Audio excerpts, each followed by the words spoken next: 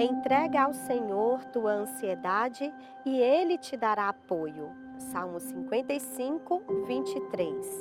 O Ministério da Saúde define a ansiedade é uma emoção normal que representa um sinal de alarme ao perigo ou ameaça real ou imaginária, representando um fator evolutivo de proteção. No entanto, quando exacerbada e desproporcional, pode constituir um problema de saúde, passível de tratamento. Uma boa tarde! Como é bom ter a sua companhia comigo nesta tarde de quarta-feira. Hoje o Canção Nova em Minas vai falar sobre a ansiedade.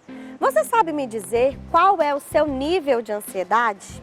É muito bom a gente saber para poder cuidar das nossas emoções e assim termos uma saúde emocional sadia.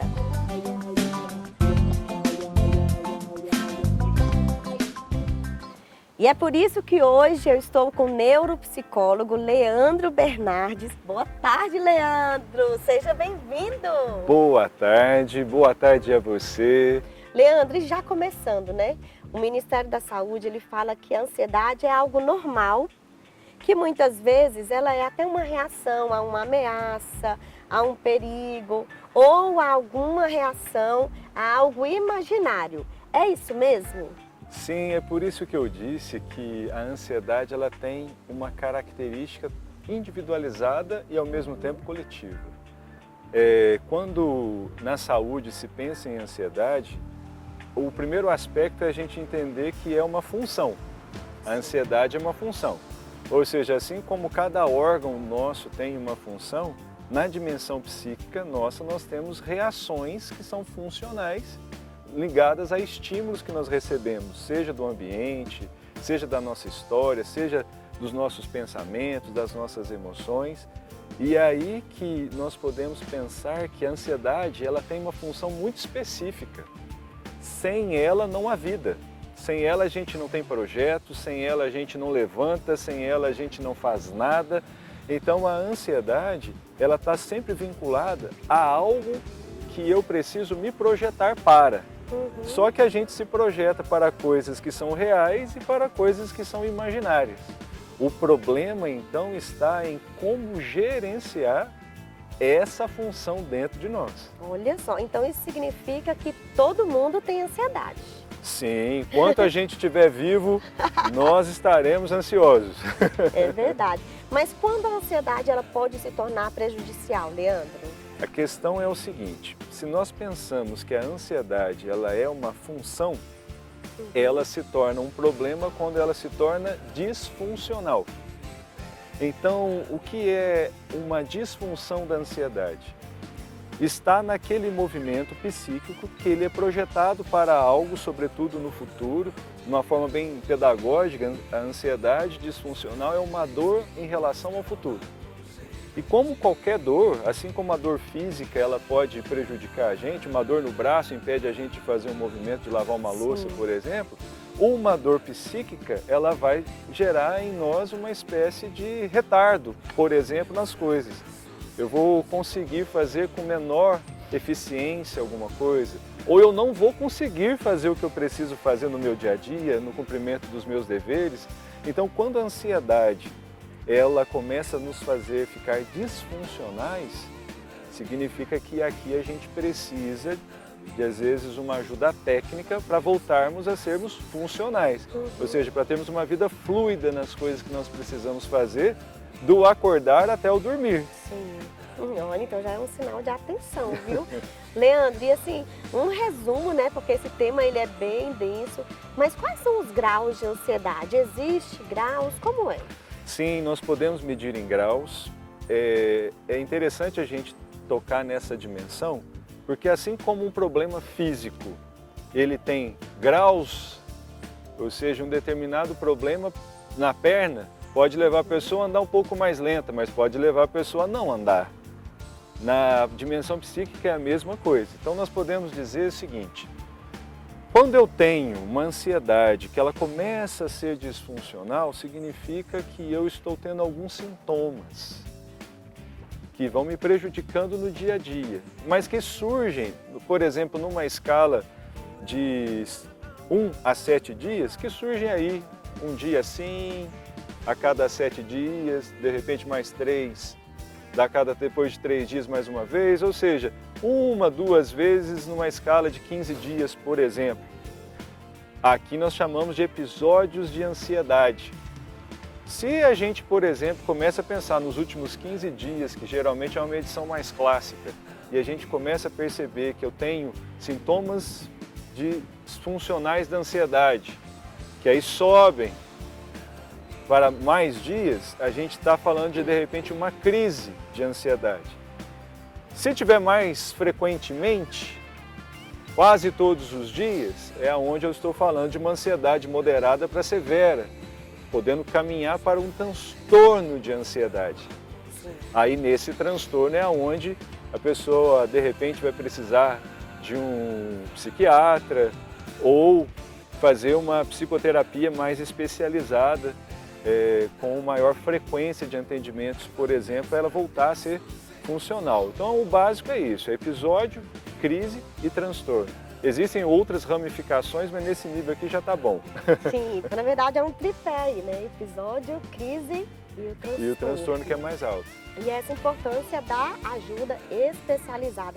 Inclusive, Leandro, tem muita gente que pensa assim, às vezes talvez seja até um conceito errado mesmo.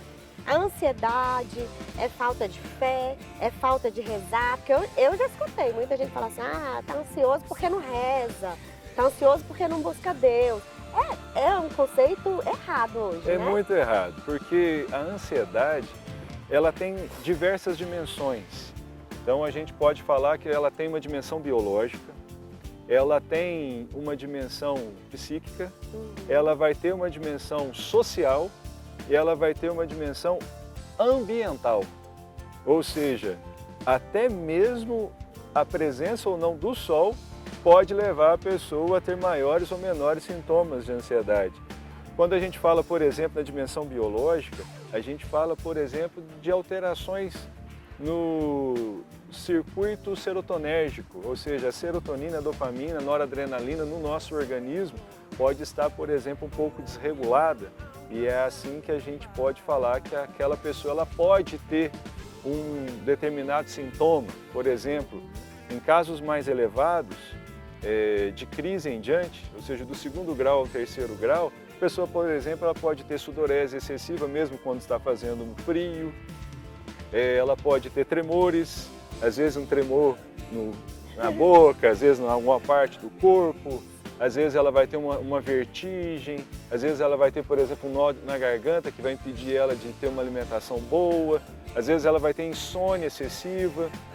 Aqui nós estamos falando, por exemplo, de coisas que podem ser tão vinculadas à dimensão cognitiva, à dimensão da gestão emocional da pessoa, sobretudo na gestão dos pensamentos dela, mas também pode ter alguma coisa vinculada à dimensão física. Por exemplo, uma pessoa que ela é sedentária, se ela for muito ativa no trabalho mental, por exemplo, ela pode ter sintomas de ansiedade que poderiam ser resolvidos, por exemplo, uma caminhada boa aqui na Lagoa da Pampulha.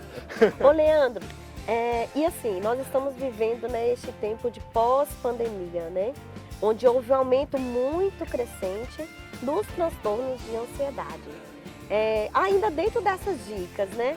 O que você diria para quem está em casa, que viveu e que vive hoje essa ansiedade causada por este tempo de pandemia? Quais as dicas que você dá para ajudar nesse processo de superação?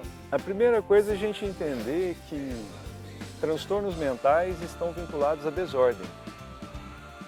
Então, qualquer transtorno mental está vinculado à desordem. A ansiedade, então, está dentro desse contexto da desordem.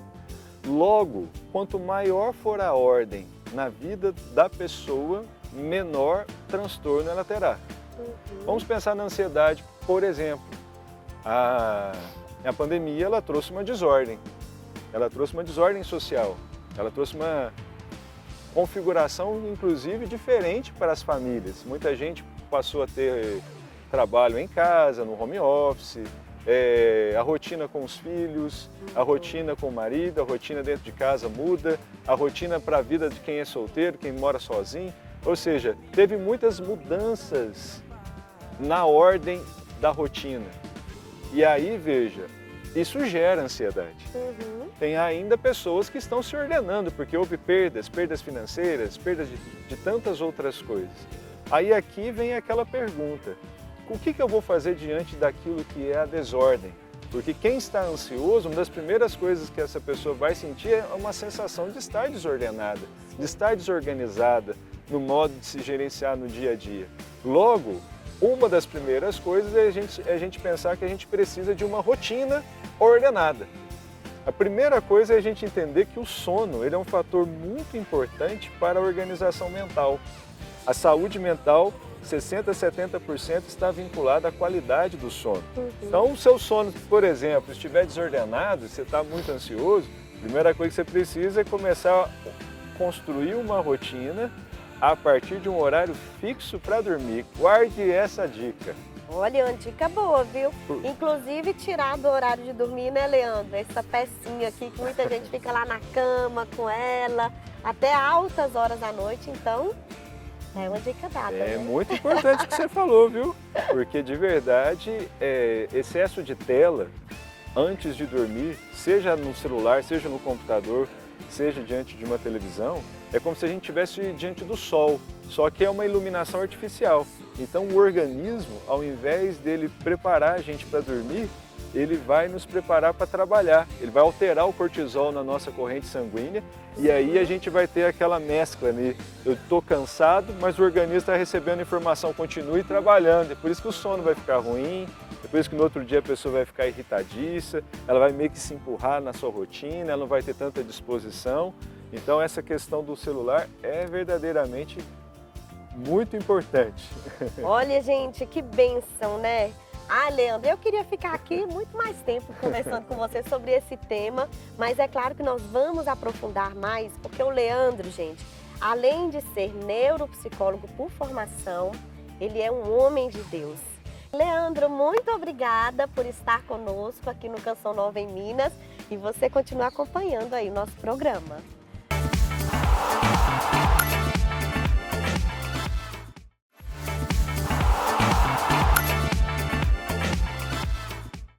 Um dos sentimentos que nos atormentam na ansiedade é a tristeza. Queremos deixar para você um trechinho de uma pregação do nosso querido Padre Jonas Abib. Tristezas nós teremos, sempre teremos. Mas não entregaremos a nossa alma à tristeza, não entregaremos a nossa mente à tristeza, não entregaremos o nosso coração, não entregaremos os nossos sentimentos, as nossas emoções à tristeza. Não, não, não, não. Não atormentes a ti mesmo em teus pensamentos. Sim, Senhor, eu não vou mais atormentar a mim mesmo nos meus pensamentos. Obrigado, Jesus, porque já me libertou. Obrigado porque eu renunciei e o Senhor me libertou. Porque o Senhor afastou de mim todo esse mal e toda a escravidão. Agora, Senhor, está aqui a minha decisão. Eu não vou mais atormentar a mim mesmo nos meus pensamentos. A quem temerei? O Senhor é meu refúgio e paz, é meu refúgio e paz.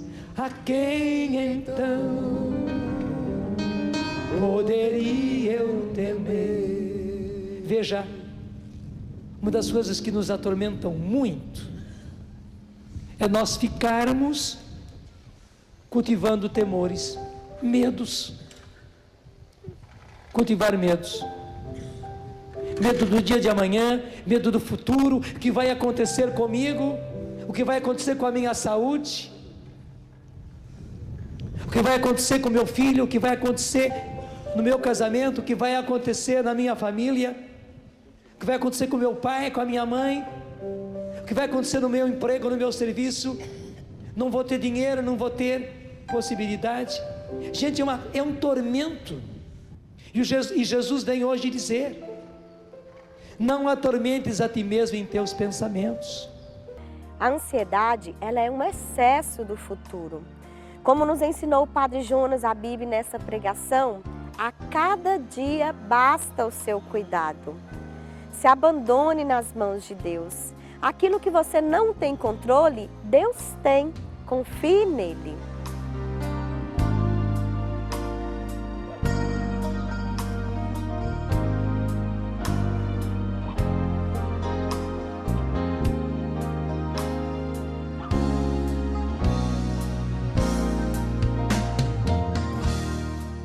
E aqui em Mateus 11, versículo 28 seguintes, nós encontramos o lugar de nosso descanso, onde o Senhor diz assim: vinde a mim, todos vós que estáis cansados e carregados de fardos, e eu vos darei descanso.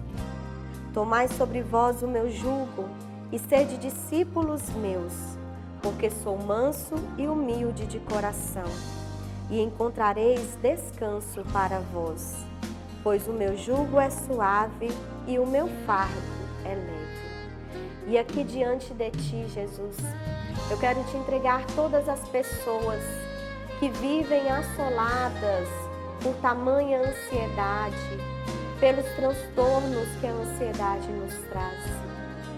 Que ouvindo esta palavra hoje, Senhor, aqueles que estão em casa nos acompanhando e rezando conosco, possam de fato entregar a Ti os fardos carregados que cada um traz em seu coração, nas suas costas. Vai, Senhor Jesus, de encontro às angústias, aos medos que cada um de nós trazemos dentro do nosso coração.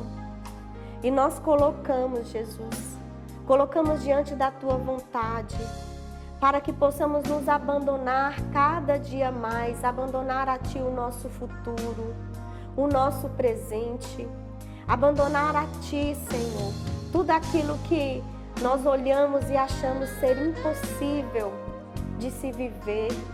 Nós queremos colocar diante da Tua vontade, Jesus. Que a nossa preocupação não seja com coisas grandiosas demais, Senhor, mas com aquilo que cabe a cada um de nós. Que a Tua divina providência, Senhor Jesus, possa alcançar todos aqueles que vivem como esta palavra, cansados, carregados, com jugos muito pesados, mas que cada um possa experimentar hoje, nesta tarde, o Teu jugo suave, o Teu fardo que é leve, Senhor. Ajuda-nos a carregar os nossos pesos de cada dia. Ajuda-nos, Senhor Jesus, a superar os transtornos que nós vivemos, que nós trazemos. Cuida da nossa mente.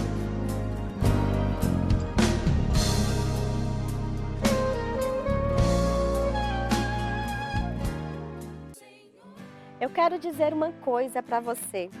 Não se desespere. Se o próprio Jesus suou sangue no Horto das Oliveiras, Ele sabe o que você tem vivido, as suas angústias, os seus medos. Ele está com você. Ele caminha ao seu lado.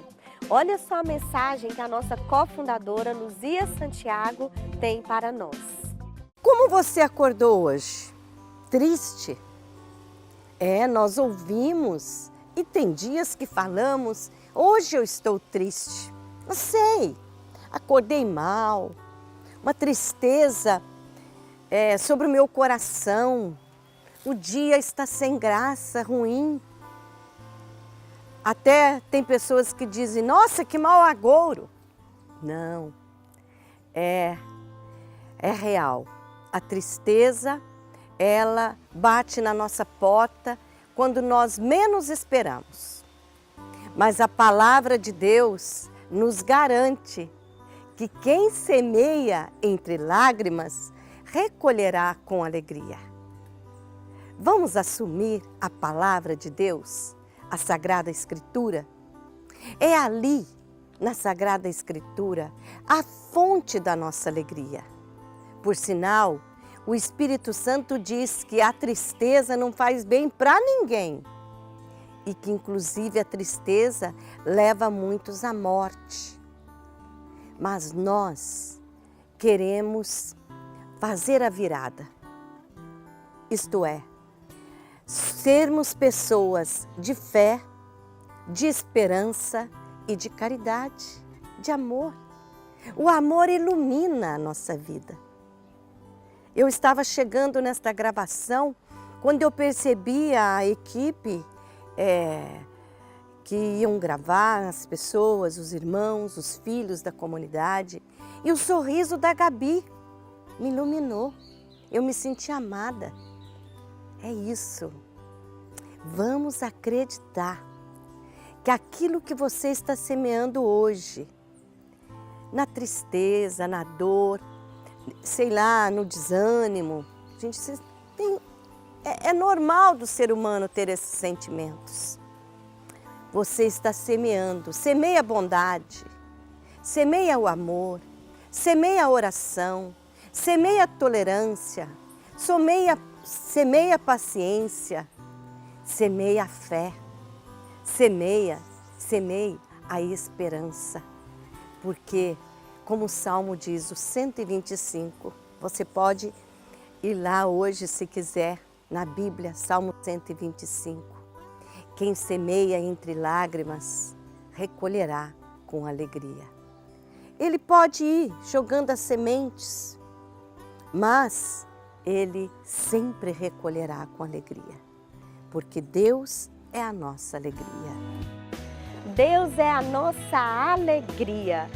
Gostou do programa de hoje? Canção Nova em Minas vai chegando ao finalzinho, mas eu já quero perguntar, você vive ou conhece alguém que precisa de ajuda para vencer a ansiedade? Fica aí na sua agenda, está chegando o Kairos Não Andeis Ansiosos, dia 7 de julho, lá na paróquia São João Batista, no bairro Salgado Filho. Será um Kairos maravilhoso, um dia de muita bênção.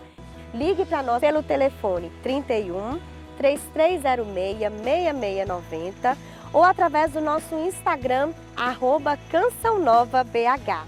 Não perca este tempo de graça. Eu te espero na próxima quarta-feira.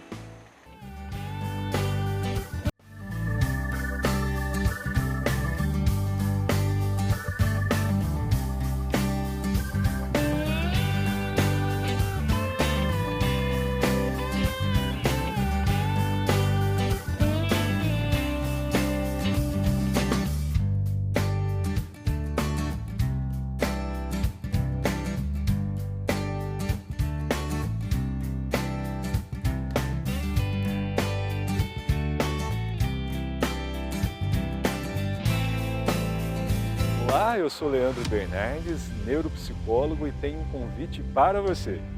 Junto com o Leandro, eu, Aline Rodrigues, Padre Marcos Valadares e toda a comunidade Canção Nova de Belo Horizonte, estaremos no Kairos Não Andeis Ansiosos. Será na paróquia São João Batista, no bairro Salgado Filho. Faça sua inscrição pelo telefone 3306-6690 ou acesse o Instagram, @CançãoNovaBH. No dia 7 de julho, nós esperamos por você.